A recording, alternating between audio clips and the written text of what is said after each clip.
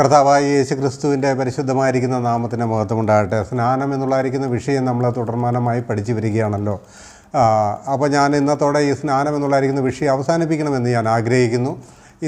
ഇപ്പോൾ ഞാൻ ഇടുന്ന ഈ ഒരു വീഡിയോയിലൂടെ തീരുകയില്ല. എന്നാൽ ഇന്ന് ഞാൻ പറയാൻ ആഗ്രഹിക്കുന്ന വിഷയം 2 വീഡിയോകളായിട്ട് ഇന്ന് തന്നെ ഞാൻ അപ്ലോഡ് ചെയ്യാം. അത് തുടർച്ചയായി 2 വീഡിയോയും കേൾക്കണം, അപ്പോഴേ നിങ്ങൾക്ക് കാര്യങ്ങൾ മനസ്സിലാകുകയുള്ളൂ. അപ്പോൾ ലോകത്തിലുള്ളായിരിക്കുന്ന എല്ലാ മതങ്ങളും സ്നാനം എന്ന് പറയുന്നത് ജലത്തിലുള്ളായിരിക്കുന്ന സ്നാനമാണ്. യഥാർത്ഥ സ്നാനം എന്നാണ് ലോകത്തിലുള്ള എല്ലാ ക്രൈസ്തവ വിഭാഗങ്ങളും, എല്ലാ മതങ്ങളും ഞാൻ പറഞ്ഞാൽ മതങ്ങളല്ല, എല്ലാ ക്രൈസ്തവ വിഭാഗങ്ങളും ലോകത്തിൽ ആചരിച്ച് പോരുന്നത് അതാണ്. അവർ പറയുന്നതും അതാണ് യഥാർത്ഥ സ്നാനം എന്നാണ് ലോകത്തിൽ പറയുന്നത്. എന്നാൽ ആ സ്നാനമല്ല, ദൈവത്തിൻ്റെ പരിശുദ്ധാത്മാവിലുള്ളായിരിക്കുന്ന സ്നാനമാണ്. കർത്താവായി യേശു ക്രിസ്തുവിലൂടെ യേശു ക്രിസ്തുവിനോട് നമ്മൾ ഒന്നായി ചേരുന്നതിനുള്ളായിരിക്കുന്ന ഏക ദൈവിക മാർഗം പരിശുദ്ധാത്മ സ്നാനത്തിലൂടെയാണ് എന്ന് ഞാൻ കഴിഞ്ഞ വീഡിയോകളിലൂടെ പറയുകയുണ്ടായി. ഞാനിനി അതെല്ലാം തന്നെ വീണ്ടും ആവർത്തിക്കുന്നില്ല, നിങ്ങൾക്കത് എല്ലാവർക്കും തന്നെ അറിയാമല്ലോ. ശരി, ഞാൻ ഇന്നത്തെ വിഷയത്തിലേക്ക് വരട്ടെ. നമ്മൾ എഫേസ്യ ലേഖനം 4-ാം അധ്യായത്തിന് 5-ാം ഭാഗത്തിൽ വായിക്കുന്നത്, കർത്താവ് ഒരുവൻ, വിശ്വാസം ഒന്ന്, സ്നാനം ഒന്ന്, എല്ലാവർക്കും മീതെയുള്ളവനും എല്ലാവരിലും കൂടി വ്യാപരിക്കുന്നവനും എല്ലാവരിലും ഇരിക്കുന്നവനുമായി എല്ലാവർക്കും ദൈവവും പിതാവുമായവൻ ഒരുവൻ എന്നാണ്. അപ്പോൾ ഒന്നുകളുടെ ഒരു പട്ടിക പറയുകയാണല്ലേ. ദൈവത്തിൻ്റെ ആത്മാവ് നമ്മളോട് പറഞ്ഞു തരണം, ഒന്നുകളുടെ പട്ടിക. കർത്താവ് ഒരുവൻ, വിശ്വാസം ഒന്ന്. അവിടെ പറഞ്ഞു വന്നപ്പോൾ എന്തു പറഞ്ഞു? സ്നാനം ഒന്നേ ഉള്ളെന്ന് പറഞ്ഞല്ലേ. ഒന്നേ ഉള്ളൂ, സ്നാനം ഒന്നാണെന്ന് പറഞ്ഞു. സ്നാനം ഒന്നാണ്. അപ്പോൾ നമ്മൾ മനസ്സിലാക്കേണ്ടത് സ്നാനം ഒന്നേ ഉള്ളല്ലോ, ഉറപ്പല്ലേ? അത് ദൈവാത്മാവ് പറയുന്നതല്ലേ, നമ്മൾ വ്യാഖ്യാനിക്കുന്നതാണോ? ദൈവത്തിൻ്റെ പരിശുദ്ധാത്മാവിനാൽ എഴുതപ്പെട്ട ദൈവത്തിൻ്റെ വചനം പറയുന്നത് സ്നാനം ഒന്നേ ഉള്ളെന്ന്. സത്യമാണ്. അത് മനസ്സിലാക്കിക്കൊണ്ട് ചിന്തിക്കുക. ക്രിസ്തീയ ലോകത്തിലുള്ളായിരിക്കുന്ന വിശ്വാസികൾ എന്ന് അവകാശപ്പെടുന്നവരായിരിക്കുന്ന ഒരു വേർപെട്ട സഭാ ഗ്രൂപ്പുകാരും പറയുന്നത് അല്ല, സ്നാനം രണ്ടുണ്ടെന്നാണ് പറയാതെ പറയുന്നത്. എന്താണെന്നറിയാമോ? അവർ വെള്ളത്തിലുള്ള സ്നാനം മസ്റ്റാണ്, വെള്ളത്തിലെ സ്നാനം ഏൽക്കണം എന്ന് പറഞ്ഞിട്ട് അവർ പറയും പരിശുദ്ധാത്മ സ്നാനവും നമുക്കുണ്ട് എന്നും അവർ പറയും. നമ്മൾ പരിശുദ്ധാത്മാവിൽ സ്നാനം ഏൽക്കണം എന്നും പറയും. അപ്പം അവർ തന്നെ വാദിക്കുന്നത് എന്താ? 2 സ്നാനം ഉണ്ടെന്നല്ലേ എൻ്റെ അർത്ഥം? ദൈവാത്മാവ് പറയുന്നു സ്നാനം ഒന്നേ ഉള്ളെന്ന്. ഇന്നത്തെ ക്രിസ്തീയ ലോകത്തിലുള്ളായിരിക്കുന്ന പണ്ഡിതന്മാരടക്കമുള്ളായിരിക്കുന്ന മനുഷ്യർ പറയുന്നു സ്നാനം 2 ഉണ്ടെന്ന്. എന്ന് പറഞ്ഞാൽ വെള്ളത്തിലും സ്നാനമുണ്ട്, പരിശുദ്ധാത്മാവിലും സ്നാനമുണ്ട്. വെള്ളത്തിൽ സ്നാനം ഏൽക്കുന്ന ആരെങ്കിലും എനിക്ക് പരിശുദ്ധാത്മാ സ്നാനം വേണ്ട, അതിൻ്റെ ആവശ്യമില്ല, സ്നാനം ഒന്നേ ഉള്ളൂ, വെള്ളത്തിലുള്ള സ്നാനം മാത്രം മതി എന്ന് പറയുന്നവരുണ്ടോ? നിങ്ങൾ കേട്ടിട്ടുണ്ടോ? ഇല്ലല്ലോ. അവരത് വെള്ളത്തിൽ സ്നാനം ഏൽക്കുമ്പോൾ പറയും പരിശുദ്ധാത്മാ സ്നാനമുണ്ട്, അതൊക്കെ നമ്മൾ പ്രാപിച്ചവരാണെന്ന് പറയും. അപ്പോൾ സ്നാനം 2 അവരെ സംബന്ധിച്ച് നിങ്ങൾ മനസ്സിലാക്കുക. അപ്പോൾ ഇവിടെ വ്യക്തമായിട്ട് പറയുകയാണ് പരിശുദ്ധാത്മാവിലുള്ളായിരിക്കുന്ന സ്നാനത്തെക്കുറിച്ച് അവിടെ വ്യക്തമായിട്ട് പറയുകയാണ്. കൊരിന്ത്യർക്ക് എഴുതിയ 1-ാം ലേഖനം അതിൻ്റെ 12-ാം അധ്യായത്തിൽ, അതിൻ്റെ 12-ാം അധ്യായത്തിൻ്റെ 13-ാം വാക്യത്തിൽ നമ്മൾ വായിക്കുന്നത് ഒന്ന് ശ്രദ്ധിക്കാം. അവിടെ വായിക്കുന്നത് എങ്ങനെയാണ്?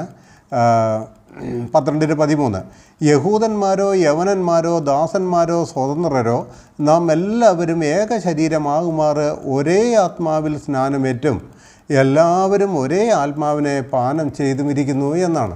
അപ്പോൾ യഹൂദന്മാരായാലും ദാസന്മാരായാലും സ്വതന്ത്രന്മാരായാലും ജാതികളായാലും ആരായാലും നമ്മളെല്ലാവരും ഏൽക്കുന്ന ഒരു സ്നാനത്തെക്കുറിച്ച് പറഞ്ഞു.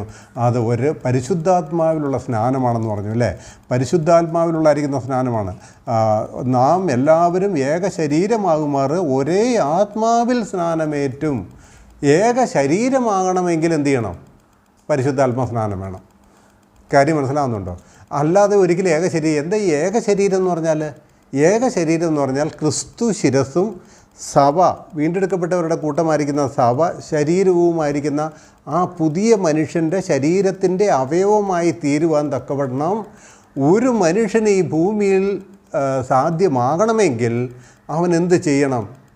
അവൻ പരിശുദ്ധാത്മാവിൻ്റെ സ്നാനം സ്വീകരിക്കണം. എങ്കിലേ ആ ഒരു ശരീരത്തിൻ്റെ ഭാഗമായി തീരുള്ളൂ. ക്രിസ്തുവിൻ്റെ ശരീരമെന്ന് പറയാം. ക്രിസ്തുവിൻ്റെ ശരീരമായിരിക്കുന്ന ബോഡി ഓഫ് ക്രൈസ്റ്റിൻ്റെ ഭാഗമായി തീരാൻ തക്കവണ്ണം ആ ഒരു മനുഷ്യൻ ദൈവത്തിൻ്റെ ആത്മാവിൽ സ്നാനമേൽക്കണം. ദൈവത്തിൻ്റെ ആത്മാവിൽ സ്നാനമേൽക്കാത്ത ഒരുത്തനും അവനിനി ഏതെല്ലാം നാമത്തിൽ എത്ര വെള്ളത്തിൽ മുങ്ങിപ്പൊങ്ങിയാലും ശരി, അവൻ യേശു ക്രിസ്തുവിൻ്റെ ശരീരത്തിൻ്റെ ഭാഗമല്ല. ശരീരത്തിൻ്റെ ഏക ശരീരമാകുമാറ് ഒരേ ആത്മാവിൽ സ്നാനപ്പെടുന്നത്, ഒരേ ആത്മാവിനെ പാനം ചെയ്തിരിക്കുന്നു എന്നാണ്. അപ്പോൾ ചിന്തിക്കുക, ഇവിടെ നമ്മൾ കാണുന്നത് ആ ഒരു സ്നാനം ഒന്നേ ഉള്ളൂ. ആ ഒരു സ്നാനം ഏതാണെന്ന് തിരുവെഴുത്ത് വ്യക്തമായിട്ട് പഠിപ്പിക്കുന്നുണ്ട്. അത് മനുഷ്യർ അംഗീകരിച്ചാലും ഇല്ലെങ്കിലും തിരുവെഴുത്ത് വ്യക്തമായിട്ട് പഠിപ്പിക്കുന്നുണ്ട്. ഒരു ശരീരത്തിൻ്റെ ഭാഗമാകാൻ ആ ഒരു സ്നാനം തന്നെയാണ് ഉള്ളൂ. ആ ഒരു സ്നാനം ദൈവത്തിൻ്റെ ആത്മാവിൽ ഉള്ളതായിരിക്കുന്ന സ്നാനമാണ്. ഞാൻ കഴിഞ്ഞ വീഡിയോകളിലൂടെ അത് വിശദീകരിച്ചു. എങ്ങനെ ഈ ആത്മാവിൽ സ്നാനപ്പെടുന്നതെന്ന് ഞാൻ വിശദീകരിച്ചു. നമ്മുടെ ഉള്ളിലെ മനുഷ്യൻ, അതായത് ഉള്ളിലെ വ്യക്തിത്വം, അത് അകമേയുള്ള മനുഷ്യൻ. ഈ അകമേയുള്ള മനുഷ്യൻ ചത്തവനാണ് എന്ന് പറഞ്ഞാൽ അതിക്രമങ്ങളിലും പാവങ്ങളിലും മരിച്ചവനാണ്. ഈ മരിച്ച നമ്മുടെ ഉള്ളിലെ ആത്മാവിൻ്റെ മേൽ ജീവിപ്പിക്കുന്ന ക്രിസ്തുവിൻ്റെ ആത്മാവ് വന്ന് ആവരണം ചെയ്യുന്നതിനെയാണ് സ്നാനം എന്ന് പറയുന്നത്, അതായത് ആത്മസ്നാനം എന്ന് പറയുന്നത്. ആ ആത്മാവ് വന്ന് പൊതിഞ്ഞ ഈ മരിച്ച ആത്മാവിന്, നമ്മുടെ അതിക്രമങ്ങളിലും പാവങ്ങളിലും മരിച്ച നമ്മുടെ ആത്മാവിന് ജീവൻ പകരുകയാണ്. ആ ജീവൻ പകരുമ്പോൾ ആ ദൈവത്തിൻ്റെ പരിശുദ്ധാത്മാവിൻ്റെ ഉള്ളിലേക്ക് നമ്മുടെ ആത്മാവിനെ സ്വീകരിക്കുകയാണ്. ആ സ്നാനമാണ്. സ്നാനം എന്ന് ബൈബിളിൽ പറഞ്ഞിരിക്കുന്നത് എന്താണെന്ന് ഞാൻ പറഞ്ഞല്ലോ വിശദീകരിച്ച്. സ്നാനം എന്ന് പറഞ്ഞാൽ ബൈബിളിലെ വാക്കിന് മുഴുകുക എന്ന് മാത്രമേ അർത്ഥമുള്ളൂ. അല്ലാതെ വെള്ളത്തിൽ കുളിക്കുക എന്നുള്ള അർത്ഥമൊന്നും ബൈബിളിൽ കൊടുത്തിട്ടില്ല. അത് പഴയ നിയമത്തിലൊക്കെ പറഞ്ഞിരിക്കുന്ന കാര്യങ്ങളാണ്. പുതിയ നിയമത്തിൽ സ്നാനം എന്ന വാക്ക് കൊടുത്തിരിക്കുന്ന മൂലഭാഷയിൽ മുഴുകുക എന്ന് മാത്രമേ ഉള്ളൂ. ഞാനതിന് ഉദാഹരണം കഴിഞ്ഞ വീഡിയോയിലൂടെയൊക്കെ ഞാൻ പറഞ്ഞു, ഇനി ആവർത്തിക്കുന്നില്ല. ഒരു കൊട്ട മണ്ണ് വാരി ആ മണ്ണ് നമ്മുടെ തലയിൽ കൂടെ അങ്ങ് നിറച്ചിട്ടാലും അതിന് സ്നാനം എന്ന് പറയാം. മനസ്സിലായോ? ഒരു 5 ലിറ്റർ മണ്ണെണ്ണ എടുത്ത് ഒഴിച്ചാലും നമുക്ക് സ്നാനം എന്ന് പറയാം. കഴിഞ്ഞ വീഡിയോയിലൂടെ ഞാനിത് പറഞ്ഞതാണ്. അപ്പോൾ സ്നാനം എന്ന വാക്കിന് മുഴുകുക എന്നേ ഉള്ളൂ. അപ്പോൾ ഏക ആത്മാവിൽ സ്നാനമേറ്റു എന്ന് പറഞ്ഞാൽ ആത്മാവ് നമ്മുടെ ആത്മാവിനെ കവർ ചെയ്യുക, പൊതിയുക എന്നുള്ളതായിരിക്കുന്ന അർത്ഥമാണ്. അപ്പോൾ സ്നാനം ഒന്നേ ഉള്ളൂ, അത് പരിശുദ്ധാത്മാ സ്നാനമാണ് എന്ന് പറയുന്നു. ഇനി ഈ സ്നാനത്തെക്കുറിച്ച് പറയുമ്പോൾ ഞാൻ ഒരു കാര്യം കൂടി പറയട്ടെ. ഇന്നത്തെ ക്രൈസ്തവ ലോകത്തിലുള്ളായിരിക്കുന്ന സ്നാനങ്ങളെക്കുറിച്ച് ഒന്ന് ചിന്തിച്ച് ചോദിക്കുക. നിങ്ങൾ വല്ല യോജിപ്പുണ്ടോ? എവിടെയെങ്കിലും ഒരു കൂട്ടർ, അതായത് പട്ടത്ത മതക്കാരെല്ലാവരും ശിശുസ്നാനം നടത്തുന്നു. ഈ ശിശുസ്നാനം നടത്തുന്നവരുടെ ആ സ്നാനത്തെ ഒരിക്കലും വേർപെട്ട സഭക്കാർ അംഗീകരിക്കില്ല, സമ്മതിക്കുകയില്ല. ശിശുസ്നാനം അല്ല വേണ്ടത്, അത് പ്രായപൂർത്തിയായതിനു ശേഷം സ്വയം എടുക്കുന്ന തീരുമാനത്തിൽ നിന്ന് വേണം സ്നാനപ്പെടാൻ എന്ന് പറഞ്ഞ് അവർ ഒരു കൂട്ടർ പിതാവിൻ്റെയും പുത്രൻ്റെയും പരിശുദ്ധാത്മാവിൻ്റെയും നാമത്തിൽ സ്നാനപ്പെടുത്തുന്നു. അവരങ്ങനെ സ്നാനപ്പെട്ടെങ്കിൽ മാത്രമേ അവരുടെ സഭയോട് ചേരാൻ പറ്റുള്ളൂ, സഭയിലെ അംഗമാകുകയുള്ളൂ. ആ പിതാവിൻ്റെയും പുത്രൻ്റെയും പരിശുദ്ധാത്മാവിൻ്റെയും നാമത്തിൽ സ്നാനമേൽക്കണം. ഇനി ഇതേപോലെ തന്നെ വേറൊരു ഗ്രൂപ്പുണ്ട്. അവർ പറയുന്നത് ആ സ്നാനം പൊട്ടത്തെറ്റാണ്. ഏത്? പിതാവിൻ്റെയും പുത്രൻ്റെയും പരിശുദ്ധാത്മാവിൻ്റെയും നാമത്തിലുള്ള സ്നാനം പൊട്ടത്തെറ്റാണ്. അപ്പോസ്തലന്മാർ എവിടെയെങ്കിലും അങ്ങനെ സ്നാനപ്പെടുത്തിയിട്ടുണ്ടോ പിതാവിൻ്റെയും പുത്രൻ്റെയും പരിശുദ്ധാത്മാവിൻ്റെയും നാമത്തിൽ? അതുകൊണ്ട് ആ സ്നാനമല്ല ശരി. പിന്നെയോ യേശു ക്രിസ്തുവിൻ്റെ നാമത്തിലുള്ള സ്നാനമാണ് ശരിയെന്ന് പറഞ്ഞ് വേറൊരു കൂട്ടരെ യേശുവിൻ്റെ നാമത്തിൽ സ്നാനം കഴിപ്പിക്കുന്നു. നിങ്ങൾ ചിന്തിച്ച് ചോദിക്കേ, ഈ വേർപെട്ട ഗ്രൂപ്പുകാർ ആരെങ്കിലും ശൈശവ സ്നാനം നടത്തുന്ന ക്രിസ്ത്യാനികൾ അംഗീകരിക്കുമോ? അംഗീകരിക്കുകയില്ല. ഈ പിതാവിൻ്റെയും പുത്രൻ്റെയും പരിശുദ്ധാത്മാവിൻ്റെയും നാമത്തിൽ സ്നാനപ്പെടുന്നതായിരിക്കുന്ന ക്രൈസ്തവ സമൂഹം വേർപെട്ടവർ എന്നാണ് അവർ അവകാശപ്പെടുന്നത്.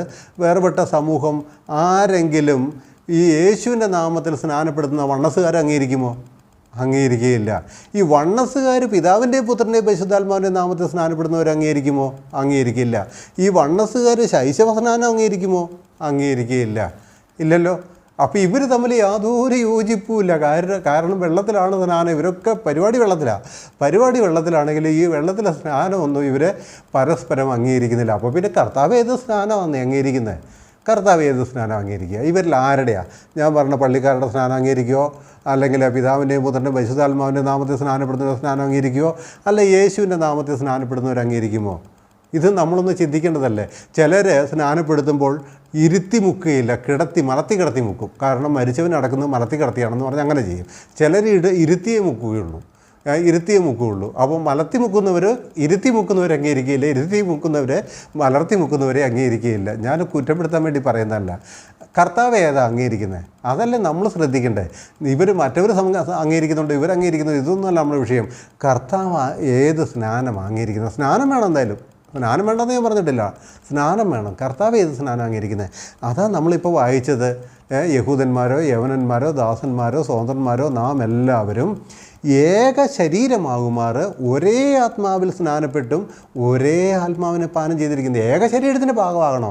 നിങ്ങൾ ഇരുന്ന് മുങ്ങിയാലും കിടന്ന് മുങ്ങിയാലും പിതാവിൻ്റെയും പുത്രൻ്റെയും പരിശുദ്ധാത്മാവിൻ്റെ നാമത്തിൽ മുങ്ങിയാലും യേശുവിൻ്റെ നാമത്തിൽ മുങ്ങിയാലും ശൈശവ സ്നാനത്തിൽ മുങ്ങിയാലും എങ്ങനെയായാലും നിങ്ങൾ ക്രിസ്തുവിൻ്റെ ശരീരത്തിൻ്റെ ഭാഗമായി തീരിക്കില്ല. ക്രിസ്തുവിൻ്റെ ശരീരത്തിൻ്റെ ഭാഗമായി തീരണമെങ്കിൽ ക്രിസ്തുവിൻ്റെ ആത്മാവ് നമ്മുടെ ആത്മാവിന് മേൽ വരണം.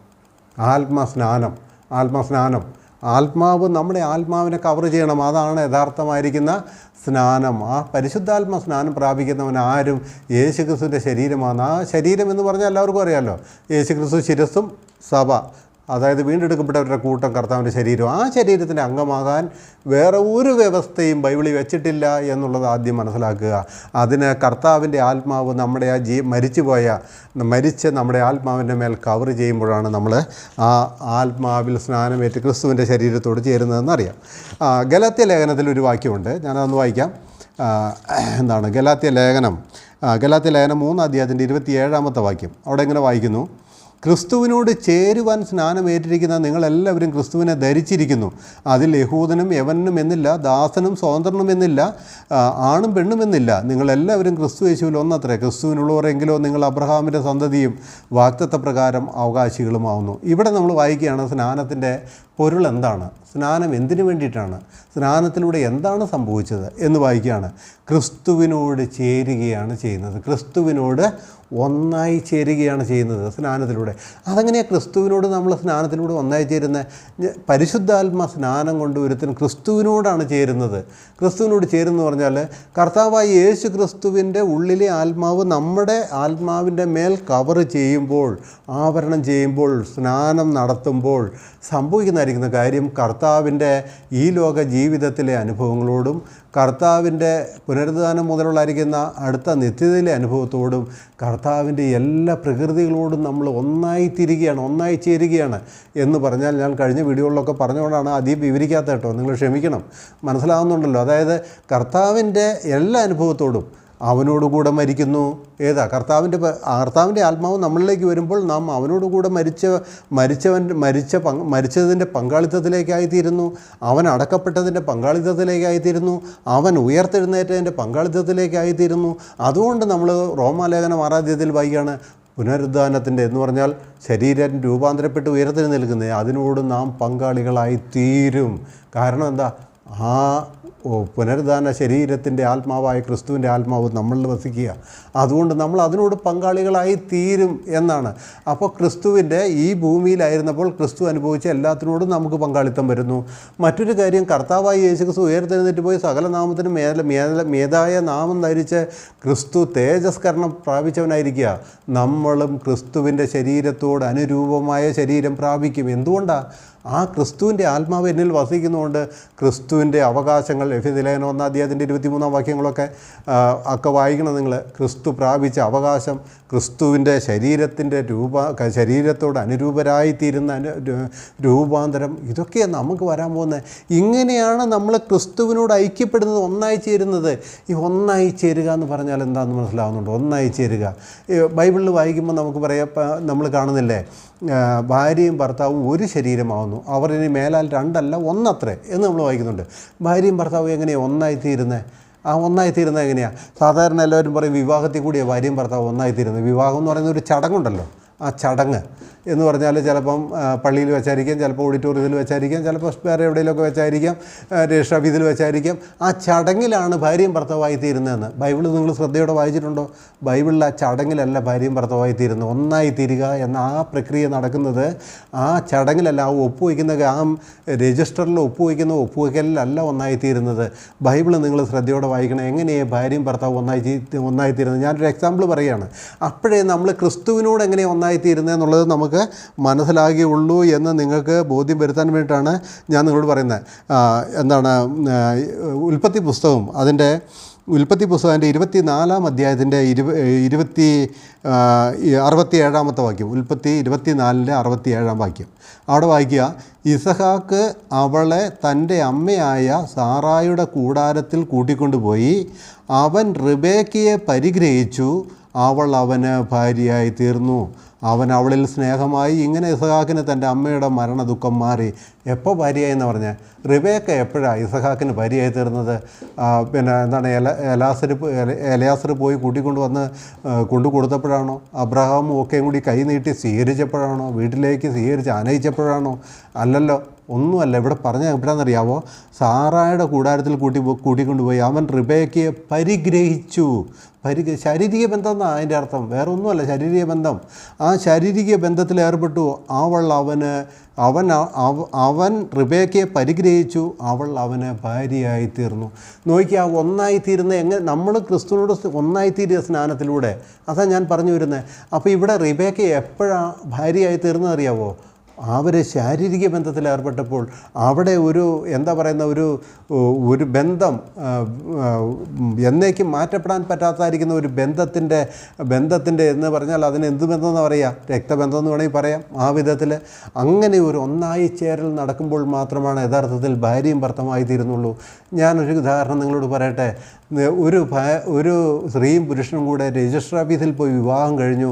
അടുത്ത ഫ്ലൈറ്റിന് സ്ത്രീ കയറി ഗൾഫിലേക്ക് പോയി, ഭർത്താവ് വേറൊരു സ്ഥലത്തേക്കും പോയി. ദീർഘകാലം അവർ അവിടെ ഇവിടെയും ജീവിച്ചു. പറയാൻ വേണമെങ്കിൽ ഞാൻ എൻ്റെ ഭർത്താവാണ്, അത് എൻ്റെ ഭാര്യ അതാണെന്ന് പറയാം. പക്ഷേ അവർ തമ്മിൽ ഭാര്യ ഭർത്തൃ ബന്ധത്തിൽ ഒന്നായി തീർന്നിട്ടില്ല. കാര്യം മനസ്സിലാകുന്നുണ്ടോ? ദൈവവചനം അതിൻ്റേതായ വ്യവസ്ഥയിൻ പ്രകാരം പഠിക്കൂ. ഭാര്യ ഭർത്താവ് ഒന്നായി തീരണമെങ്കിൽ, ഒരു ശരീരമായി തീരണമെങ്കിൽ പരിഗ്രഹണം നടക്കണം. അതായത് ശരിക്കും പറഞ്ഞാൽ സെക്സ് നടക്കണം. അവരുടെ ശാരീരിക ബന്ധത്തിലൂടെയാണ് അവർ ഒന്നായിത്തീരുന്നത്. ഇനി നിങ്ങൾക്ക് തെളിവ് കാണിച്ചു തരണോ? ഞാൻ മറ്റൊരു തെളിവും കൂടെ നിങ്ങളെ അതിനായിട്ട് ഞാൻ കാണിച്ചു തരാം. മറ്റൊരു വേദഭാഗം കൂടെ വായിച്ച് കേൾപ്പിക്കാം. രൂത്തിൻ്റെ പുസ്തകം 4-ാം അധ്യായം അതിൻ്റെ 13-ാമത്തെ വാക്യം. രൂത്തിൻ്റെ ചരിത്രമൊക്കെ എല്ലാവർക്കും അറിയാമല്ലോ. രൂത്തിൻ്റെ പുസ്തകം 4-ാം അധ്യായം അതിൻ്റെ 13-ാമത്തെ വാക്യത്തിൽ ഇങ്ങനെയാണ് വായിക്കുന്നത്: ഇങ്ങനെ ബോവസ് രൂത്തിനെ പരിഗ്രഹിച്ചു, അവൾ അവന് ഭാര്യയായി. അവൻ അവളുടെ അടുക്കൽ ചെന്നപ്പോൾ യഹോവ അവൾക്ക് ഗർഭഫലം നൽകി. ഇങ്ങനെ ബോവസ് രൂത്തിനെ പരിഗ്രഹിച്ചു, അവൾ അവൻ്റെ ഭാര്യയായി. നോക്കിക്കേ, ഇതൊക്കെ ആരെങ്കിലും മനസ്സിലാക്കുന്നുണ്ടോ? ഈ വ്യവസ്ഥ, അതായത് ഈ പരിഗ്രഹണം നടന്നാലേ ഭാര്യ ഭർത്തൃ ബന്ധത്തിൽ ഒന്നായിത്തീരുകയുള്ളൂ. അതാണ് അതിൻ്റെ സത്യം. അത് നിങ്ങൾ മനസ്സിലാക്കണം. അതെന്താ ഈ ഭാര്യ ഭർത്തൃ ബന്ധത്തിൽ അങ്ങനെ ഒന്നായിത്തീരാൻ പറ്റുള്ളൂ, അല്ലാതെ കൈയോട് കൈ ചേർത്ത് പാസ്റ്റർമാരെല്ലാം കൂടി പ്രാർത്ഥിച്ച് ചേരാൻ പറ്റുകയില്ലെന്ന് ബ്രദർ പറയുന്നതെന്ന് എന്നോട് നിങ്ങൾ ചോദിക്കുമായിരിക്കും. അവിടെയൊക്കെ ഒരു പ്രഖ്യാപനം മാത്രമേ നടക്കുന്നുള്ളൂ. അവിടെ അക്ഷരാർത്ഥത്തിലുള്ള ഒന്നാകൽ നടന്നിട്ടില്ല. ഒന്നാകൽ ഈ ഒരു ശാരീരിക ബന്ധത്തിലൂടെയാണ് നടക്കുന്നത് എന്ന് കാണാനായിട്ട് പറ്റും. 1 കൊരിന്ത്യർ ലേഖനം 6-ാം അധ്യായത്തിൻ്റെ ഇതേ കാര്യം കൊണ്ടാണ് പൗലോസ് കൊരിന്ത്യർക്ക് എഴുതിയ ലേഖനത്തിൽ അതിനെക്കുറിച്ച് പറയുന്നത്. 1 കൊരിന്ത്യർക്ക് എഴുതിയ 1-ാം ലേഖനം അതിൻ്റെ 6-ാം അധ്യായത്തിലേക്ക് വരാം. അവിടെ പൗലോസ് ഈ കാര്യങ്ങൾ വളരെ കുറച്ചും കൂടെ നന്നായിട്ട് പറയുന്നുണ്ട് എന്ന് ഞാൻ മനസ്സിലാക്കുന്നു. അതിൻ്റെ 6-ാം അധ്യായത്തിൻ്റെ 16-17 വാക്യങ്ങൾ. 6-ാം അധ്യായത്തിൻ്റെ 16-17 വാക്യങ്ങൾ ഞാനൊന്ന് വായിക്കാം. 1 കൊരിന്ത്യർ 6-ാം അധ്യായം. അവിടെ വായിക്കുകയാണ്: വേശ്യയോട് പറ്റിച്ചേരുന്നവൻ അവളുമായി ഏക ശരീരമാകുന്നു എന്ന് നിങ്ങൾ അറിയുന്നില്ലയോ? ഇരുവരും ഒരു ദേഹമായി തീരുമെന്നുണ്ടല്ലോ. ഇത് ഭാര്യ ഭർത്തൃ ബന്ധത്തെക്കുറിച്ചാണ് ബൈബിളിൽ പറഞ്ഞിരിക്കുന്നത്. ഭാര്യയും ഭർത്താവും പുരുഷനും അപ്പനും അമ്മയും വിട്ടുപിരിഞ്ഞ് ഭാര്യയോട് പറ്റിച്ചേരും, ഇരുവരും ഒരു ദേഹമായി തീരും. ഇവിടെ പൗലോസ് പറയുകയാണേ, ആ ഒരു വിവാഹം കഴിച്ച ഭാര്യയോട് മാത്രമല്ല ഒന്നായി ചേരുന്ന പരിപാടിയുള്ളത്. ഒരുത്തൻ വേശ്യയോട് പറ്റിച്ചേർന്നാൽ അവളുമായി ഏക ശരീരമാകുന്നു.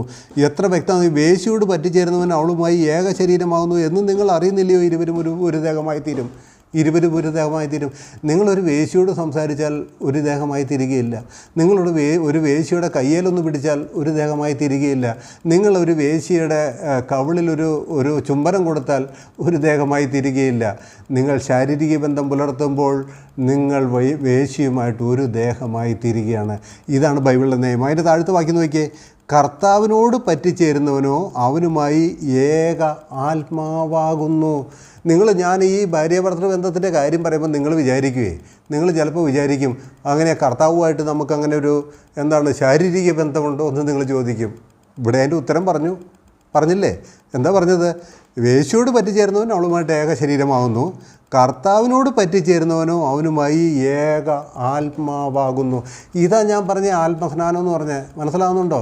ക്രിസ്തുവിൻ്റെ ആത്മാവ് എൻ്റെ ആത്മാവിലേക്ക്, എൻ്റെ ആത്മാവും ക്രിസ്തുവിൻ്റെ ആത്മാവും ഒന്നായിത്തീരുന്നു, ഒരു ദേഹമായിത്തീരുന്നു. ഞാനും ക്രിസ്തുവും ഒന്നായിത്തീരുന്നു. ഇങ്ങനെ ക്രിസ്തുവുമായിട്ട് ഒന്നായിത്തീരുന്നവർക്ക് മാത്രമേ എന്ത് നടക്കുകയുള്ളൂ എന്നറിയാമോ? ആ ശരീരത്തിൻ്റെ ഭാഗമായി തീരാനായിട്ട് പറ്റുകയുള്ളൂ. അപ്പോൾ ഈ ഭാര്യ ഭർത്തൃബന്ധം അതിന് വളരെ വ്യക്തമായിരിക്കുന്ന ഉദാഹരണമാണ്. പിന്നെ മർക്കോസ് 10-ാം അധ്യായം 7-8 വാക്യങ്ങളിൽ നമ്മൾ വായിക്കുന്നത്, അതുകൊണ്ട് മനുഷ്യൻ അപ്പനെയും അമ്മയും വിട്ട് ഭാര്യയോട് പറ്റിച്ചേരും, ഇരുവരും ഒരു ദേഹമായി തീരും. അങ്ങനെ അവർ പിന്നെ രണ്ടല്ല ഒരു ദേഹമത്രേ. ഭാര്യയോട് പറ്റിച്ചേർന്നാലും അങ്ങനെയാണ്, വേശ്യയോട് പറ്റിച്ചേർന്നാലും അങ്ങനെയാണ്. ഭയപ്പെടുക, മനസ്സിലാക്കുക. ഭാര്യയോട് പറ്റിച്ചേർന്നാലും ആ ഒരു ശരീരം, അത് എപ്പോഴാണ്? വിവാഹത്തിൽ കൈപിടിച്ച് കൊടുക്കുമ്പോഴല്ല, എല്ലാവരും കൂടി ചുറ്റും നിന്ന് പ്രാർത്ഥിച്ചേൽപ്പിക്കുമ്പോഴും അല്ല, അത് പരിഗ്രഹിക്കുമ്പോഴാണ് നടക്കുന്നത്. ഈ സത്യം മനസ്സിലാക്കണം. അവർ പിന്നെ രണ്ടല്ല ഇരുവരും ഒരു ദേഹമായി തീരും. അങ്ങനെ അവർ പിന്നെ രണ്ടല്ല ഒരു ദേഹമത്രേ. ഈ ബന്ധമാണ് ഇവിടെ വരുന്നത്. ക്രിസ്തുവുമായിട്ട്, ക്രിസ്തുവിൻ്റെ ആത്മാവിലേക്ക് വരുമ്പോൾ എൻ്റെ ആത്മാവ്, എൻ്റെ ശരീരവും എൻ്റെ കർത്താവിൻ്റെ ശരീരവും തമ്മിലല്ല ചേരുന്നത്. ഈ ശരീരം ഒന്നിനും കൊള്ളില്ല. ഈ ശരീരമില്ല, മണ്ണാങ്കട്ടയാണ്. ഇത് മണ്ണിലേക്ക് ലയിച്ചു പോകും. ഈ ശരീരമല്ല കർത്താവിനോട് ചേരുന്നത്. എൻ്റെ ഉള്ളിലെ വ്യക്തിത്വം, എൻ്റെ ആത്മാവിൽ ക്രിസ്തുവിൻ്റെ ആത്മാവ് വന്നെങ്കിൽ ഞാനും കർത്താവും ഒന്നാണ്. ഒരു ശരീരം, ഒരു ആത്മാവാണ്, ഒരു ബന്ധമാണ്. അതാണ് ഇവിടെ ഊന്നി പറയുന്നത് എന്നുള്ളത് നിങ്ങൾ മനസ്സിലാക്കണം. എഫേസ്യ ലേഖനം 5-ാം അധ്യായത്തിലേക്ക് ഇതിനെക്കുറിച്ച് കൂടുതൽ പൗലോസ് വിവരിക്കുന്നുണ്ട്. അവിടെ ഒന്ന് വായിക്കാം. അതിൻ്റെ 28 മുതലുള്ളായിരിക്കുന്ന വാക്യങ്ങളിൽ വിവാഹത്തെക്കുറിച്ചാണ് പറയുന്നത്. ഭാര്യ ഭർത്തൃബന്ധം അല്ലെങ്കിൽ വിവാഹത്തെക്കുറിച്ചാണ് പറയുന്നത്. 28 മുതലുള്ളായിരിക്കുന്ന വാക്യങ്ങളിൽ എന്തെന്നാണ് വായിക്കുന്നത്? 28 മുതൽ 31 വരെ ഒന്ന് വായിക്കാം. അവണ്ണം ഭർത്താക്കന്മാരും തങ്ങളുടെ ഭാര്യമാരെ സ്വന്തം ശരീരങ്ങളെപ്പോലെ സ്നേഹിക്കേണ്ടതാവുന്നു. ഇതൊക്കെ വെറുതെ ആലങ്കാരികമായിട്ട് പറയുന്നത്. സ്വന്തം ശരീരം എന്നിട്ട് പറയാണ്, സ്വന്തം ശരീരങ്ങളെപ്പോലെ സ്നേഹിക്കേണ്ടതാവുന്നു. ഭാര്യയെ സ്നേഹിക്കുന്നവൻ തന്നെത്താൻ സ്നേഹിക്കുന്നു. പിന്നെ എടുത്തു പറയുകയാണ്, ആരും തൻ്റെ ജഡത്തെ ഒരു നാളും പകച്ചിട്ടില്ലല്ലോ. ആരും തൻ്റെ ജഡത്തെ, ഈ ഒന്നായി തീരുക എന്നുള്ളതായിരിക്കുന്ന ആ ബന്ധത്തിൻ്റെ ആഴം നിങ്ങൾക്ക് മനസ്സിലായോ? എൻ്റെ ശരീരത്തിന് കേടുപറ്റാതെയും മുറിവ് പറ്റാതെയും ഞാൻ സൂക്ഷിക്കുന്നത് പോലെ എൻ്റെ ശരീരത്തോട്, എൻ്റെ ശരീരത്തെ ഞാൻ എങ്ങനെ സ്നേഹിക്കുന്നു അതുപോലെ കരുതേണ്ട, അതുപോലെ ഒന്നായി ഇരിക്കേണ്ടെന്നിരിക്കുന്ന ഒരാളാണ് എൻ്റെ ഭാര്യ എന്ന് പറയുന്നത്. ആ ഭാര്യയും അതുപോലെ തന്നെ സ്നേഹിക്കുക, കരുതുക. അല്ലെങ്കിൽ ആ ഭാര്യയും ഞാനും ഒന്നാണ്, ഒരു ശരീരമാണ്. ആരും തൻ്റെ ജഡത്തെ ഒരു നാളും പകച്ചിട്ടില്ലല്ലോ. അവിടെ വായിച്ച കാര്യം അതാണ്. അവണം ഭർത്താക്കന്മാരും തങ്ങളുടെ ഭാര്യമാരെ സ്വന്തം ശരീരങ്ങളെപ്പോലെ സ്നേഹിക്കേണ്ടതാണ്. ഈ ഒരു ശരീരം എന്നുള്ളതായിരിക്കുന്ന വ്യവസ്ഥയെ ബൈബിളിൽ വെറുതെ പറഞ്ഞായിരിക്കുന്ന വ്യവസ്ഥയൊന്നുമല്ല. അതൊരു സത്യമായ വ്യവസ്ഥയാണ്. അത് ശാരീരിക ബന്ധത്തിലൂടെ അവിടെ ഒരു രക്തബന്ധത്തിൻ്റെ ഒരു കാര്യം അവിടെ നടക്കുകയാണ് ചെയ്യുന്നത്. അവിടെ ഒന്നായി തീരുന്ന ബന്ധം. അതുകൊണ്ടാണ് പറഞ്ഞ ഭാര്യയോടും പറ്റിച്ചേരുന്നവൻ അങ്ങനെ തന്നെ വേശ്യയോടും പറ്റിച്ചേരുന്നവൻ അങ്ങനെ തന്നെ ഒന്നായി തീരുമെന്ന് പറയുന്നത് ഈ അർത്ഥത്തിലാണ്. അത് നിങ്ങൾ മനസ്സിലാക്കുക. എന്നിട്ട് പിന്നെ താഴേക്ക് വായിക്കുകയാണ്, ആരും തന്നെ ജഡത്തെ ഒരു നാളും പകച്ചിട്ടില്ലല്ലോ. ക്രിസ്തുവും സഭയെ ചെയ്യുന്നത് പോലെ അതിനെ പോറ്റി പുലർത്തുകയത്രേ ചെയ്യുന്നത്. നാം അവൻ്റെ ശരീരത്തിൻ്റെ അവയവങ്ങളല്ലോ. കണ്ടോ, ക്രിസ്തുവും സഭയെ എന്ത് ചെയ്യുന്നത്? പോറ്റി പുലർത്തുക. ക്രിസ്തുവിൻ്റെ സഭ ക്രിസ്തുവിൻ്റെ ശരീരമാണെന്നേ. ആ ശരീരത്തെ തലയായിരിക്കുന്ന ക്രിസ്തു പോറ്റി പുലർത്തുകയാണ് ചെയ്യുന്നത്. എന്നിട്ട് പറയുക, നാം അവൻ്റെ ശരീരത്തിൻ്റെ അവയവങ്ങളല്ലോ. നമ്മൾ ഓരോരുത്തരും ക്രിസ്തുവിൻ്റെ ശരീരത്തിൻ്റെ അവയവങ്ങൾ. ഇതൊക്കെ ആലങ്കാരിക പദമായിട്ടാണ് നമ്മൾ കാണുന്നത്. പക്ഷേ കർത്താവ് കാണുന്നത് അങ്ങനെയല്ല. കർത്താവ് കാണുന്നത്, അവൻ എൻ്റെ കയ്യാ, അവൻ എൻ്റെ കണ്ണാ, അവൻ എൻ്റെ കാതാ, അവൻ എൻ്റെ കാലാന്നും പറഞ്ഞ കർത്താവ് കാണുന്നത്. നമുക്ക് കാണാൻ പറ്റാത്തത് നമ്മുടെ കുഴപ്പം കൊണ്ടാണ്. കർത്താവ് നമ്മളെ കാണുന്നത് അങ്ങനെയാണ്. അതാദ്യം മനസ്സിലാക്കുക. എന്നിട്ടോ പറയാ, അത് നിമിത്തം ഒരു മനുഷ്യൻ അപ്പനെയും അമ്മയെയും വിട്ട് ഭാര്യയോട് പറ്റിച്ചേരും, ഇരുവരും ഒരു ദേഹമായി തീരും. ഈ മർമ്മം വലിയത് ഞാൻ ക്രിസ്തുവിനെയും സഭയെയും ഉദ്ദേശിച്ചത്ര പറയുന്നത്. രണ്ടും കൂടെ കൂട്ടിക്കലർത്തിക്കൊണ്ടുവരിക ഈ വേദഭാഗത്തിൽ. എഫേസ്യർ 5-ാം അധ്യായത്തിലെ ഭാര്യ ഭർത്തൃ ജീവിതത്തെക്കുറിച്ച് പറയുമ്പോൾ സഭയും ക്രിസ്തുവും ഭാര്യയും ഭർത്താവും ഒരേ ട്രാക്കിലൂടെ പൗലോസ് അതിനെ മുമ്പോട്ട് നയിക്കുകയാണ്. നയിച്ചിട്ട് അവസാനം ഒരു മഹാകാര്യം പറഞ്ഞു. എന്താ പറഞ്ഞറിയോ? ഇരുവരും ഒരു ദേഹമായി തീരും. ആര്? ഭാര്യയും ഭർത്താവും ഒരു ദേഹമായി തീരും. അതുപോലെ കർത്താവും കർത്താവിൻ്റെ സഭയും ഒരാത്മാവിൽ ഒന്നായി തീരും. ഒരേ ആത്മാവിൽ ഒന്നായി തീരും. എന്നിട്ട് പറഞ്ഞത് കേട്ടോ നിങ്ങൾ 32-ാം വാക്യം, ഈ മർമ്മം വലിയതെന്ന് പറഞ്ഞാൽ എന്താ? ഇതൊരു മഹാരഹസ്യമാണ്, ഇതൊരു മഹാസത്യമാണ്. ഈ മർമ്മം വലിയത് ഞാൻ ക്രിസ്തുവിനെയും സഭയെയും ഉദ്ദേശിച്ചത്രേ പറഞ്ഞത്. കാര്യം മനസ്സിലാവുന്നുണ്ടോ? ക്രിസ്തുവും കർത്താവിൻ്റെ ശരീരമാകുന്ന സഭ ഇതുപോലെ ഭാര്യയും ഭർത്താവും ശാരീരിക ബന്ധത്തിലൂടെ, വിവാഹ ബന്ധത്തിലൂടെ എന്ന് ഞാൻ പറയില്ല. വിവാഹബന്ധം ലോകത്തിലുള്ളവർ ഗണിക്കുന്നത് എഗ്രിമെൻ്റ് ഒപ്പിടുമ്പോഴാണ്. അതല്ല ഞാൻ പറയുന്നത്. ഭാര്യയും ഭർത്താവും സ്ത്രീയും പുരുഷനും ശാരീരിക ബന്ധത്തിലൂടെ എങ്ങനെ ഒരു ദേഹമായി തീരുന്നുവോ, ഈ ഒരു ദേഹമായി തീരുന്ന ഈ കാര്യം സഭയും ക്രിസ്തുവും തമ്മിൽ ഇതൊരു വലിയ മർമ്മം, പൗലോസിന് വെളിപ്പെട്ട മർമ്മങ്ങളിലൊരു വലിയ മർമ്മം. അത് നിങ്ങളത് മനസ്സിലാകുന്നുണ്ടോ? ഇതൊരു മഹാമർമ്മമാണെന്നാണ് പൗലോസ് പറയുന്നത്. ആ കാര്യം നിങ്ങൾക്ക് മനസ്സിലായി. ഇങ്ങനെയാണ് നമ്മൾ ക്രിസ്തുവിനോട് ഒന്നായിത്തീരുന്നത്, ക്രിസ്തുവിനോട് നമ്മൾ ചേരുന്നത്. ക്രിസ്തുവും സഭയും ഒന്നാകുന്നത് ഭാര്യയും ഭർത്താവും ഒരുമിച്ചാകുന്നതിന് തുല്യമായിരിക്കുന്ന ഒരു ബന്ധമാണ് എന്ന് സ്ഥാപിക്കാനാണ് ലേഖനം 5-ാം അധ്യായത്തിൽ ഭാര്യ ഭർത്തൃ ജീവിതത്തെക്കുറിച്ച് പൗലോസ് പറഞ്ഞത്. അതിൻ്റെ ഒപ്പം ക്രിസ്തു സഭയുള്ള ബന്ധം തുടക്കം മുതൽ കൊണ്ടുപോകുന്നത് നിങ്ങൾക്ക് വായിച്ചാൽ കാണാം. എഫേസ്യ ലേഖനത്തിൻ്റെ ആ വാക്യങ്ങളുടെ ആരംഭം മുതൽ, അതായത് 22-ാം വാക്യം മുതൽ 32-ാം വാക്യം വരെ ആ 10 വാക്യങ്ങൾ രണ്ടും സെയിമായിട്ട് കൊണ്ടുപോയിട്ട് പറയുകയാണ്, ഇതൊരു മഹാമർമ്മം. ഏത് മഹാമർമ്മം, ഏത് ഭയങ്കരമായിരിക്കുന്ന മിസ്റ്ററി, രഹസ്യം, അതേതാണെന്നറിയാവോ? ഒരു ഭാര്യയും ഭർത്താവും ഒന്നായിത്തീരുന്നു. അതൊരു മർമ്മം തന്നെയാണ് കേട്ടോ. അതെല്ലാമെന്നും ഞാൻ പറയുന്നില്ല. അത് രഹസ്യം, ഒരു വലിയ സത്യം തന്നെയാണ്. മർമ്മം എന്ന് പറയാൻ പറ്റില്ല, ഒരു സത്യമാണ്. പക്ഷെ പൗലോസ് പറഞ്ഞു ഇതൊരു വലിയ മർമ്മം. ഏതാ? സഭയും ക്രിസ്തുവും ഇതുപോലെ ഒന്നായിത്തീരുന്നു. ഈ ഒന്നായിത്തീരാൻ നിങ്ങൾ ഏത് സ്നാനം ഏറ്റെടുത്ത് നിങ്ങൾ ഒന്നായിത്തീരും ക്രിസ്തുവിനോട്? അതുകൊണ്ട് ഞാൻ ചോദിക്കുന്നത്, ഈ ക്രിസ്തുവിൻ്റെ ആത്മാവ് നമ്മളിലേക്ക് വരുമ്പോഴാണ് നാം ക്രിസ്തുവിനോട് ഒന്നായിത്തീരുന്നത്. റോമാലേഖനം 8-ാം അധ്യായം 9-ാം വാക്യം എന്താ വായിക്കുന്നത്? ക്രിസ്തുവിൻ്റെ ആത്മാവില്ലാത്തവൻ അവനുള്ളവനല്ല എന്ന് വായിക്കുന്നത്. ഇവിടെ ഈ ഒരു ബന്ധമാണ് പൗലോസ് എഫേസ്യ ലേഖനത്തിൽ പറയുന്നത്. ഭാര്യ ഭർത്തൃ ജീവിതത്തിൻ്റെ ഉപദേശം അതിനകത്തുണ്ടെന്നുള്ളത് സത്യമാണെങ്കിലും ഊന്നൽ കൊടുക്കുന്ന അതിനല്ല. ക്രിസ്തുവും സഭയും തമ്മിൽ ഈ ഭാര്യ ഭർത്തൃ ബന്ധം പോലെ ഒന്നായി ചേരുന്ന ആത്മീയമായിട്ട് ഒന്നായിത്തീരുന്ന ഒരു ബന്ധമാണ്. അതാ ഞാൻ പറഞ്ഞ, ക്രിസ്തുവിൻ്റെ ആത്മാവ് എൻ്റെ ആത്മാവിലേക്ക് വരുമ്പോൾ ഞാനും എൻ്റെ കർത്താവും ഒന്നാന്നേ. കർത്താവിൻ്റെ ആത്മാവിലാണ് ഞാൻ. അതല്ലാത്ത സ്നാനം ഏതാണെങ്കിലും അതിൽ നിങ്ങൾ ക്രിസ്തുവിൽ ഒന്നായി തീർന്നിട്ടില്ല, ഒന്നായി ബന്ധപ്പെട്ടിട്ടില്ല എന്നുള്ളത് മനസ്സിലാക്കണം. ഞാനൊരു കാര്യം പറയട്ടെ. കർത്താവായി യേശു ക്രിസ്തു ഇന്ന് മധ്യാകാശം വന്നാൽ പല രീതിയിൽ വെള്ളത്തിൽ സ്നാനപ്പെട്ടവരായിരിക്കുന്ന അനേകർ കൈവിടപ്പെടും. ഈ പൊരുൾ നിങ്ങൾ മനസ്സിലാക്കിക്കോളൂ. പല രീതിയിൽ, പല രൂപത്തിൽ, പല പേരിൽ, പല നേതാക്കന്മാരുടെ, ശുശ്രൂഷകന്മാരുടെ കയ്യാൽ സ്നാനപ്പെട്ടവർ അനേകർ കൈവിടപ്പെടും ഇന്ന് മധ്യാകാശ കർത്താവിൻ്റെ കാഹളം ധ്വനിച്ചാൽ. എന്നാൽ ഞാൻ പറയട്ടെ, യേശു ക്രിസ്തുവിൻ്റെ ആത്മാവിൽ സ്നാനമേറ്റ ഒരുത്തൻ പോലും കൈവിടപ്പെടുകയില്ല. ഒറ്റയൊരുത്തനും കൈവിടപ്പെടുകയില്ല. യേശു ക്രിസ്തുവിൻ്റെ സ്നാനം, യേശു ക്രിസ്തുവിൻ്റെ ആത്മാവ് തൻ്റെ ആത്മാവിലേക്ക് വന്ന ആത്മാവിൻ്റെ സ്നാനമേറ്റ ഒരുത്തൻ പോലും കൈവിടപ്പെടുകയില്ല. ഈ സത്യം നിങ്ങൾ മറക്കാതിരിക്കുക എന്ന് ഞാൻ ആഗ്രഹിക്കുന്നു. ഇപ്പോൾ എൻ്റെ പ്രിയ കേൾവിക്കാർക്ക് ഒരു കാര്യം മനസ്സിലായി കാണുമെന്ന് ഞാൻ കർത്താവിൽ പ്രത്യാശിക്കുന്നു, ആഗ്രഹിക്കുന്നു. കർത്താവ് അതിന് നിങ്ങളെ സഹായിക്കട്ടെ. കാരണം എന്താണെന്ന് വെച്ചാൽ, ഒരു ഭാര്യയോടാകട്ടെ, ഒരു വേശ്യയോടാകട്ടെ, ഒരു പുരുഷൻ അവളുമായിട്ട് ശാരീരിക ബന്ധം പുലർത്തുമ്പോൾ ദേഹം കൊണ്ട് അവളുമായിട്ട് പറ്റിച്ചേരുന്നത് പോലെ തന്നെ കർത്താവിനോട് പറ്റിച്ചേരുന്നവൻ അവനുമായിട്ട് ഏക ആത്മാവാകുന്നു.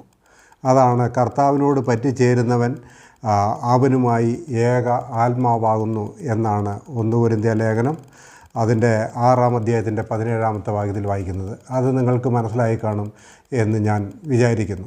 ചിലർ പറയാറുണ്ട്, ഇതോടുകൂടെ ഞാനൊരു കാര്യം കൂടി പറയട്ടെ. ചിലർ പറയാറുണ്ട്, ഈ വെള്ളത്തിന് എന്തൊക്കെയോ വലിയ സ്ഥാനമാണ് ഉള്ളതെന്ന് പലരും പറയാറുണ്ട്.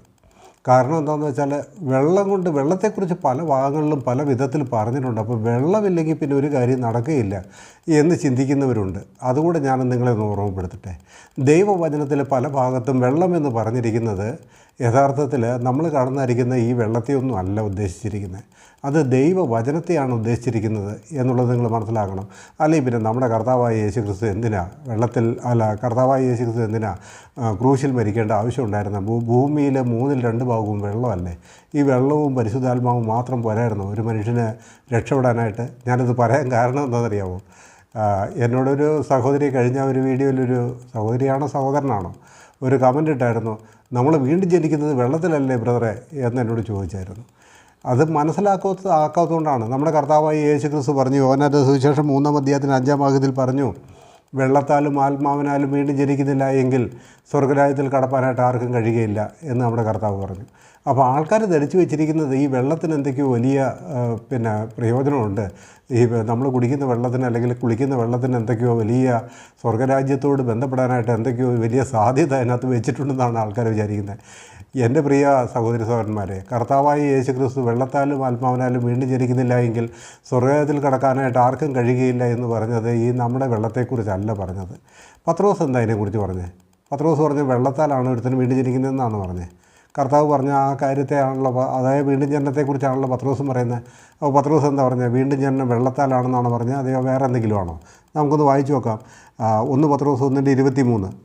കെടുന്ന ബീജത്താലല്ല, കെടാത്തതിനാൽ ജീവനുള്ളതും നിലനിൽക്കുന്നതുമായ ദൈവവചനത്താൽ തന്നെ നിങ്ങൾ വീണ്ടും ജനിച്ചിരിക്കുന്നു. ദൈവവചനത്താൽ തന്നെ നിങ്ങൾ വീണ്ടും ജനിച്ചിരിക്കുന്നു എന്നാണ്. വീണ്ടും ജനനത്തിനുള്ള ഉപാധി എന്താ? ദൈവവചനവും ദൈവത്തിൻ്റെ ആത്മാവും. മനസ്സിലായോ? അപ്പോൾ ഈ വെള്ളം എന്ന് പറഞ്ഞാൽ അത് കേൾക്കുമ്പോഴൊക്കെ വെള്ളമെന്ന് വിചാരിക്കരുത്. കർത്താവ് പറഞ്ഞില്ലേ, യോഹന്നാൻ്റെ സുവിശേഷത്തിൽ പറഞ്ഞു, എന്നിൽ വിശ്വസിക്കുന്നതിൻ്റെ ഉള്ളിൽ നിന്ന് തിരുവെഴുത്ത് പറയുന്ന പോലെ ജീവജലത്തിൻ്റെ നദികൾ ഒഴുകും എന്ന് പറഞ്ഞാൽ ആൾക്കാർ വിചാരിച്ചിരിക്കുന്നത് എന്താ, വലിയ വെള്ളപ്പൊക്കം വരുത്തി തീർക്കുമെന്നാണോ? ഭൂമിയിൽ കർത്താവിൽ വിശ്വസിക്കുന്നവൻ ഭയങ്കര വെള്ളപ്പൊക്കം വരുത്തുമെന്നാണോ? ജീവജലത്തിൻ്റെ നദി എന്ന് പരിശുദ്ധാത്മാവിൻ്റെ ഒഴുക്കുണ്ടാകുന്ന എന്നിൽ വിശ്വസിക്കുന്നതിനുള്ളിൽ നിന്ന്. അവൻ്റെ ഒഴുക്കെന്ന് പറഞ്ഞാൽ, പരിശുദ്ധാത്മാവിൻ്റെ ഒഴുക്കെന്ന് പറഞ്ഞാൽ എന്താ? ദൈവത്തിൻ്റെ വചനം അവനിലൂടെ പുറപ്പെടുമെന്നാണ്. അവനിലൂടെ ഒഴുകിയെത്തും, അനേകരിലേക്ക് ഒഴുകിയെത്തും. ദൈവവചനമാണ്. ദൈവാത്മാവിൻ്റെ നിറവിൽ പുറത്തേക്ക് വരുന്നത് ദൈവത്തിൻ്റെ വചനമാണ്. അത് മനസ്സിലായോ? അപ്പോൾ ഇവിടെ പറയുന്നത് കെടുന്ന ബീജത്താലല്ല, കെടാത്തതിനാൽ നിലനിൽക്കുന്നതുമായ ദൈവവചനത്താൽ തന്നെ നിങ്ങൾ വീണ്ടും ജനിച്ചിരിക്കുന്നു. ദൈവവചനത്താലല്ലേ മനുഷ്യൻ വീണ്ടും ജനിക്കുന്നത്? ഒരു പാപിയായ മനുഷ്യൻ സുവിശേഷം കേൾക്കുമ്പോൾ അവൻ വിശ്വസിക്കുന്നു. ആ വിശ്വസിക്കുന്ന മാത്രയിൽ തന്നെ അവൻ്റെ ഉള്ളിലേക്ക് ദൈവത്തിൻ്റെ ആ വചനം അവനെ ശുദ്ധീകരിക്കുന്നു. ആ കേൾക്കുന്ന വചനം അവനെ ശുദ്ധീകരിക്കുന്നു. അവനത് വിശ്വസിക്കുന്നു. അത് വിശ്വസിക്കുമ്പോൾ ദൈവത്തിൻ്റെ ആത്മാവ് അവനിലേക്ക് കടന്നു വരുന്നു. അവനിൽ വീണ്ടും ജനനം സംഭവിക്കുകയാണ് ചെയ്യുന്നത്. ദൈവവചനമാണ് അവനെ ശുദ്ധീകരിക്കുന്നത്. ദൈവവചനത്തിൻ്റെ ശുദ്ധീകരണത്തെക്കുറിച്ച് നിങ്ങൾക്ക് എന്തെങ്കിലും സംശയമുണ്ടോ? വെള്ളമാണോ ഒരുത്തനെ ശുദ്ധീകരിക്കുന്നത്? നിങ്ങൾക്ക് എന്തെങ്കിലും സംശയമുണ്ടോ? നമ്മുടെ കർത്താവായി യേശുക്രിസ്തു പറഞ്ഞതായിരിക്കുന്ന ഒരു വേദഭാഗം ഞാൻ നിങ്ങളെ വായിച്ച് കേൾപ്പിക്കട്ടെ. എന്താണ് ശുദ്ധീകരിക്കുന്നത്? വെള്ളമാണോ ദൈവവചനമാണോ എന്നുള്ളതിന് ഞാനൊരു വേദഭാഗം നിങ്ങളെ വായിച്ച് കേൾപ്പിക്കാം. യോഹന്നാൻ്റെ സുവിശേഷം അതിൻ്റെ 15-ാം അധ്യായത്തിൻ്റെ 3-ാമത്തെ വാക്യം. അവിടെ വായിക്കുന്നത് എങ്ങനെയാണ്? ഞാൻ നിങ്ങളോട് സംസാരിച്ച വചന നിമിത്തം നിങ്ങൾ ഇപ്പോൾ ശുദ്ധിയുള്ളവരാകുന്നു. ഞാൻ നിങ്ങളോട് സംസാരിച്ച വചന നിമിത്തം നിങ്ങളിപ്പോൾ ശുദ്ധിയുള്ളവർ. ദൈവവചനമാണ് ഒരു പാപിയായ മനുഷ്യനെ ശുദ്ധീകരിക്കുന്ന, വെള്ളമല്ല. അതാദ്യം മനസ്സിലാക്കുക. ഒരു മനുഷ്യനെ വീണ്ടും ജനിപ്പിക്കുന്നത് ദൈവവചനമാണ്.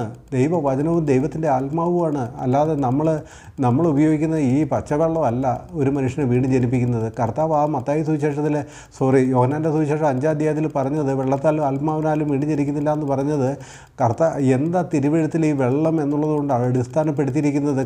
കാര്യം എന്താണ് എന്നുള്ളത് പ്രിയമുള്ളവരെ നിങ്ങൾ ചിന്തിക്കണം. ഞാൻ സംസാരിച്ച വചനം, കർത്താവ് തൻ്റെ 12 അപ്പോസ്തലന്മാരോട് സംസാരിച്ചായിരിക്കുന്ന വചനം അവരെ ശുദ്ധീകരിച്ചിരിക്കുന്നു എന്ന കർത്താവ് പറഞ്ഞു. വചനമാണ് ശുദ്ധീകരിക്കുന്നത്. വചനം ശുദ്ധീകരിക്കുന്നതിനെക്കുറിച്ച് നിങ്ങൾക്ക് വേറെ തെളിവാണോ? അതായത് നമ്മുടെ ഭക്ഷണം എങ്ങനെയാണ് ശുദ്ധീകരിക്കപ്പെടുന്നത്? ഭക്ഷണത്തെക്കുറിച്ച് ദൈവവചനത്താലും പ്രാർത്ഥനയാലും അത് ശുദ്ധീകരിക്കപ്പെടുന്നുവല്ലോ എന്ന്. ദൈവവചനത്താലും പ്രാർത്ഥനയാലും. കഴിക്കുന്നതിനെക്കുറിച്ചും കഴിക്കാത്തതിനെക്കുറിച്ചൊക്കെ പറഞ്ഞപ്പോഴേ പൗലോസ് പറയുകയാണ്, ദൈവവചനത്താലും പ്രാർത്ഥനയാലും അത് ശുദ്ധീകരിക്കപ്പെടുന്നു. എല്ലാം ശുദ്ധീകരിക്കുന്നത് ദൈവത്തിൻ്റെ വചനമാണ്. ദൈവത്തിൻ്റെ ആ ശുദ്ധീകരിച്ച സ്ഥലത്തേക്കാണ് ദൈവത്തിൻ്റെ ആത്മാവ് കടന്നു വരുന്നത്. ദൈവവചനം കേട്ട് വിശ്വസിക്കുന്ന ഒരു മനുഷ്യൻ ശുദ്ധിയുള്ളവനായി തീരുക. വെള്ളമല്ല അവനെ ശുദ്ധീകരിക്കുന്നത്. അവിടേക്ക് ദൈവാത്മാവ് കടന്നു വന്ന് അവനിൽ ജീവൻ മുളപ്പിക്കുകയാണ്. അവൻ അവിടെ പൊട്ടി മുളയ്ക്കുകയാണ്. ഒരു പുതുജീവൻ അവിടെ ഉരുത്തിരിക്കുകയാണ്. അതാണ് ആ ദൈവവചനത്തിലെ സത്യം. അല്ലാതെ വെള്ളമല്ല. ഈ കാര്യങ്ങളൊന്ന് മനസ്സിലാക്കാൻ നിങ്ങളുടെ ഹൃദയം തുറന്നിരുന്നെങ്കിൽ വെള്ളമില്ലെങ്കിൽ സ്വർഗ്ഗത്തിൽ പോവുകയില്ല എന്ന് ധരിക്കുന്ന ആ ഒരു വലിയ മഠത്തരത്തിൽ നിന്ന് രക്ഷപ്പെടണമെന്ന് ഞാൻ ആഗ്രഹിക്കുകയാണ്. വെള്ളമല്ല നമ്മുടെ ജീവനാധാരം, നിത്യജീവൻ ആധാരം. എഫേസ്യ ലേഖനം 5-ാം അധ്യായത്തിൽ ഭാര്യാഭർത്തൃ ബന്ധത്തെക്കുറിച്ച് വായിച്ചപ്പോൾ നമ്മൾ വായിച്ചത് എന്താണെന്ന് നിങ്ങൾ ഓർക്കുന്നുണ്ടോ? അതായത് കർത്താവ് തൻ്റെ ശരീരമായിരിക്കുന്ന സഭയെ എന്തുകൊണ്ട് ശുദ്ധീകരിച്ചു, എന്തുകൊണ്ട് സ്നാനപ്പെടുത്തി എന്നാണ്, എന്തുകൊണ്ട് കഴുകി എന്നാണ് നമ്മൾ വായിക്കുന്നത്.